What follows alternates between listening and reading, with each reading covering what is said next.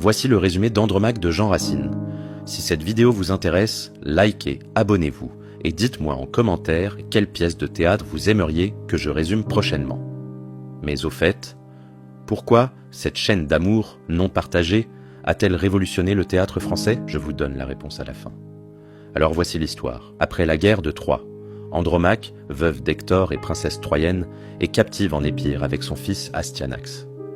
Pyrrhus, roi d'Épire et fils d'Achille, est tombé amoureux d'elle et veut l'épouser, bien qu'il soit fiancé à Hermione, fille d'Hélène et de Ménélas. Hermione, délaissée par Pyrrhus, aime pourtant toujours son fiancé avec passion. Oreste, ambassadeur des Grecs, arrive à la cour d'Épire, officiellement pour demander la mort d'Astyanax que les Grecs craignent, mais en réalité parce qu'il est éperdument amoureux d'Hermione. Voilà le carré amoureux tragique.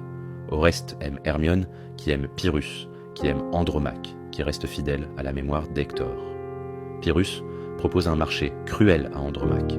Soit elle l'épouse, soit il livre son fils aux Grecs qui veulent que sa mort. Déchiré entre la fidélité à son époux défunt et l'amour maternel, Andromaque décide finalement d'accepter ce mariage, mais prévoit de se suicider juste après la cérémonie, sauvant ainsi son fils tout en restant fidèle à Hector.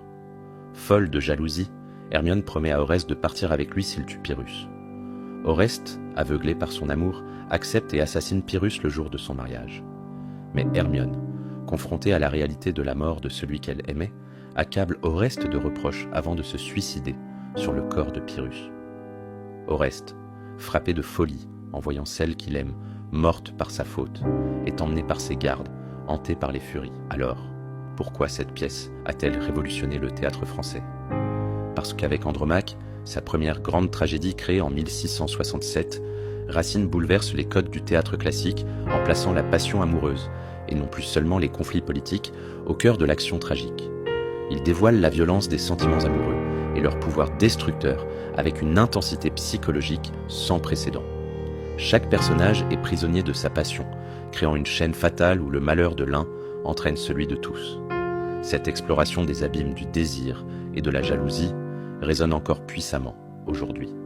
Dans notre société contemporaine obsédée par les relations amoureuses, Andromaque nous rappelle que l'amour peut être aussi destructeur que sublime quand il devient obsessionnel. En montrant des personnages déchirés entre leur raison et leur passion, Racine a créé une œuvre intemporelle qui continue de nous tendre un miroir troublant de nos propres contradictions.